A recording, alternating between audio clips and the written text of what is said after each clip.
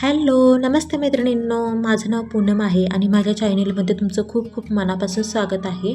खरं तर मी सकाळपासून खूप नर्वस होते, कारण की मी पहिल्यांदाच माझ्या आवाजामध्ये व्हिडिओ बनवत आहे. तरीही मला खात्री आहे माझं जर काही चुकलं तर तुम्ही लोक मला समजून घ्याल. तर चला, मी आज ज्वारीच्या पिठाचे धिरडे बनवत आहे. यासाठी मी एका भांड्यामध्ये 1 वाटी ज्वारीचं पीठ घेतलेलं आहे. त्यामध्ये मी अर्धी वाटी बारीक रवा घेत आहे. तुमच्याकडे जर जाड रवा असेल तर तो तुम्ही जरा मिक्सरला बारीक करून घेऊ शकता. यामध्ये मी 3 चमचे दही घेतलेले आहे. दही ऑप्शनल आहे, दही नसेल तरीही चालेल, पण जर टाकलं तर चव खूप छान येते. तर चला, आता ह्यामध्ये चवीनुसार मीठ टाकूया. ही धिरडी खायला खूप चविष्ट लागतात आणि खूप मोजक्या साहित्यात होतात. फक्त 5 मिनिटामध्ये होतात, त्यामुळे कुठली पूर्वतयारीही करण्याची गरज लागत नाही. तर चला, यामध्ये आपण थोडं थोडं पाणी मिक्स करून घेऊया.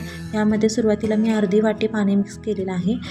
हे मी चमच्याच्या साहाय्याने मिक्स करून घेत आहे. बघू शकता सुरुवातीला किती घट्ट असं बॅटर आहे. यामध्ये आपण थोडं थोडं पाणी टाकत असं मिक्स करून घेऊया. ह्यामध्ये जवळजवळ मला 1.5 वाटी असं पाणी लागलेलं आहे.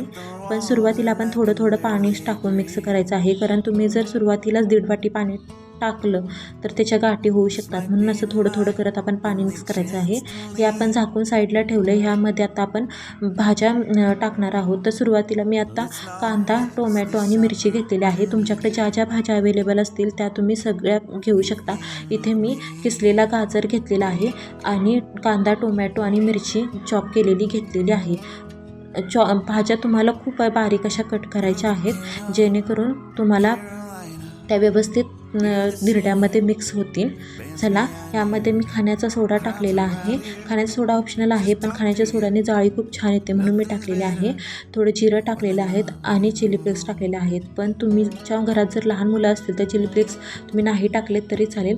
चला, आपण आता सुक्या खोबऱ्याची चटणी करून घेऊया. चला, खरं तर रोज आपल्याकडे नारळ अवेलेबल असेलच असं नाही. तुम्ही एकदा माझ्या पद्धतीने सुक्या खोबऱ्याची चटणी करून बघा. खरंच तुम्हाला नक्की आवडेल. माझ्या नवऱ्याला पण खूप आवडते, कारण आपण रोज आपल्याकडे नारळ असतोच असं नाही. अचानक जर बेत ठरला तर ही खूप सोपी चटणी आहे आणि खूप टेस्टी लागते. तर मी इथे सुक्कं खोबरं आहे ते किसून अर्धी वाटी घेतलेलं आहे. त्यात 2 चमचे फुटाण्याची डाळ घेतलेली आहे आणि 4 हिरव्या मिरच्या घेतलेल्या आहेत. हिरव्या मिरच्या तिखट नव्हत्या म्हणून मी 4 घेतलेल्या आहेत आणि आलं थोडं घेतलेलं आहे आणि 4 लसणाच्या पाकळ्या घेतलेल्या आहेत आणि जिरे घेतलेले आहे आणि मीठ घेतलेलं आहे. 1 चमचा मी दही टाकलेला आहे. ह्याला आता खूप छान प्रकारे असं बारीक केलेलं आहे. खूप बारीक करा, म्हणजे त्याची चव खूप छान लागते. मी आता ही चटणी भांड्यामध्ये काढून घेत आहे. चटणीला आपण चरचरीत फोडणी देऊया. त्यासाठी मी तडक्याच्या भांड्यामध्ये कडकडीत असं तेल गरम केलेलं आहे. त्यामध्ये मी मोहरी, कढीपत्ता, हिंग आणि लाल मिरची टाकलेली आहे. ती छान अशी कुरकुरीत होऊन द्यायची. चला, आता ती कुरकुरीत झालेली आहे. आपण आता चटणीमध्ये ती टाकूया. मस्त अशी फोडणी बसलेली आहे. चला, तर आपण आता धिरड्यांची तयारी करूया.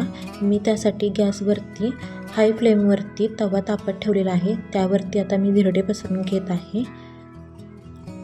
धिरडे पसरून झाल्यानंतर गॅसची फ्लेम कमी करायची आहे आणि झाकण ठेवायचं आहे. लक्षात असू द्या की धिरडे टाकताना आपल्याला गॅसची फ्लेम हाय ठेवायची आहे आणि धिरडे टाकून झाल्यानंतर आपण जेव्हा ताट ठेवणार तेव्हा गॅसची फ्लेम एकदम स्लो करायची आहे. तरच तुमचे धिरडे खूप छान प्रकारे निघू शकतात. तर चला, आता मी ताट काढून घेतलेलं आहे. आता धिरडे पलटून घेऊया. चला, अशा प्रकारे धिरडे आपले तयार झालेले आहे. दोन्ही साईडने जरा छान भाजून घेऊया.